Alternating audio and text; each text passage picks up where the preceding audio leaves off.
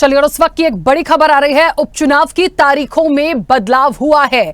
UP में उपचुनाव होने हैं, तारीखें बदली गई हैं। यूपी, पंजाब, केरल में उपचुनाव की तारीख बदली गई है। 14 सीटों पर अब 13 की जगह 20 नवंबर को वोटिंग होगी।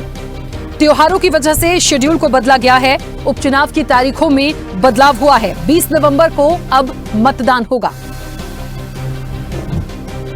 आपको बता दें कि गंगा स्नान और देव दीपावली के चलते ये बदलाव किया गया है। पिछले दिनों रालोद और भाजपा के डेलीगेशन ने तारीख बदलने की मांग की थी। तो बड़ी खबर है, यूपी, पंजाब, केरल में उपचुनाव की तारीख को बदला गया है।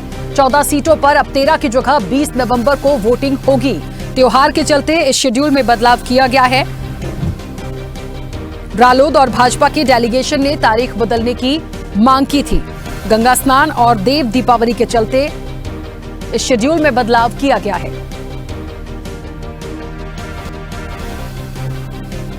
चलिए, और इस वक्त आपको बता दें कि यूपी से स्टेट हेड वंदना रावत हमारे साथ जुड़ गई हैं। वंदना, जिस तरीके से उपचुनाव की तारीखों में बदलाव, तैयारियां जोर शोर से चल रही थी, लेकिन ठीक है, एक मांग की गई थी, लेकिन तारीखों के बदलने के बाद अब क्या अपडेट है, क्या हलचल है, और जो तैयारियां चल रही थी, क्या उसमें कोई परिवर्तन या बदलाव?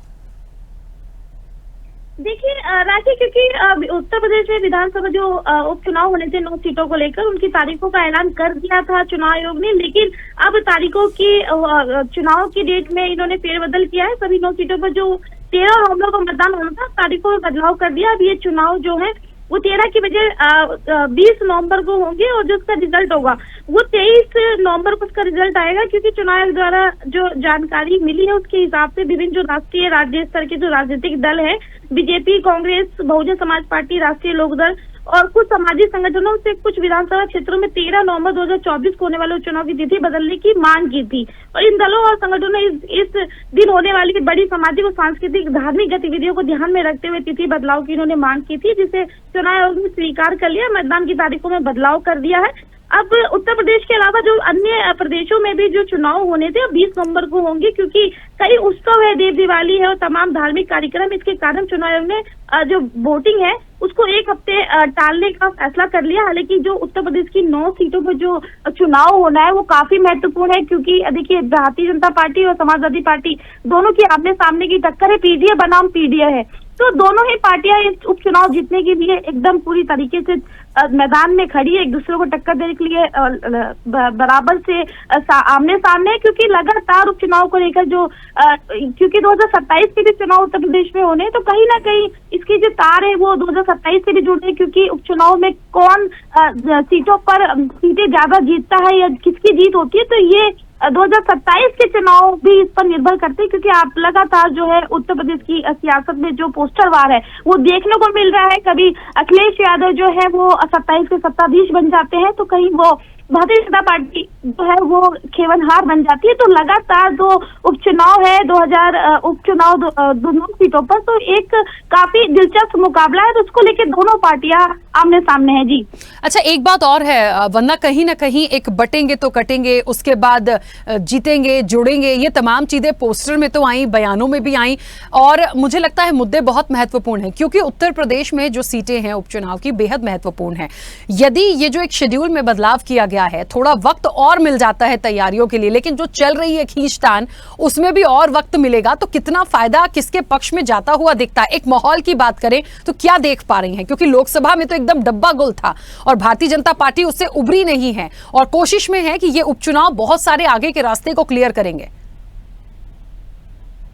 देखिए, जो 2024 लोकसभा के जो रिजल्ट आए थे वो काफी निराशाजनक थे भारतीय जनता पार्टी के लिए। हालांकि जो भारतीय जनता पार्टी का नारा था आपकी बात 400 पार, तो उसमें कहीं ना कहीं उनको निराशा लगी और एक बहुत बड़ा झटका उनको लगा भारतीय जनता पार्टी को। जबकि भारतीय जनता पार्टी 365 दिन चुनाव लड़ती है, अपने कार्यकर्ताओं को लगातार फील्ड में उनके कार्यकर्ता काम करते हैं, आरएसएस उनके लिए काम करता है। तो क्यों 2024 का जो रिजल्ट था वो कहीं ना कहीं निराशाजनक जरूर था। एक ओवर कॉन्फिडेंस हो गया था भारतीय जनता पार्टी को कि इस बार तो 400 पार है और हम सत्ता में ही रहेंगे, हमें कोई हिला नहीं पाएगा। लेकिन वही अगर समाजवादी पार्टी की बात करें तो कहीं ना कहीं पीडीए जो कार्ड खिला था समाजवादी पार्टी अखिलेश यादव ने, उनका वो पीडीए कार्ड काफी कमाल कर दिया। क्योंकि ब्लॉक विस्टर पिक्चर जो दी अखिलेश यादव ने 37 सीटें लेके आना लोकसभा की, जो कि कभी इतिहास में ऐसा था ही नहीं। कभी समाजवादी पार्टी केंद्र लोकसभा में इतनी सीटें कभी नहीं जीत पाई थी, लेकिन एक बहुत बड़ा झटका और एक बहुत बड़ा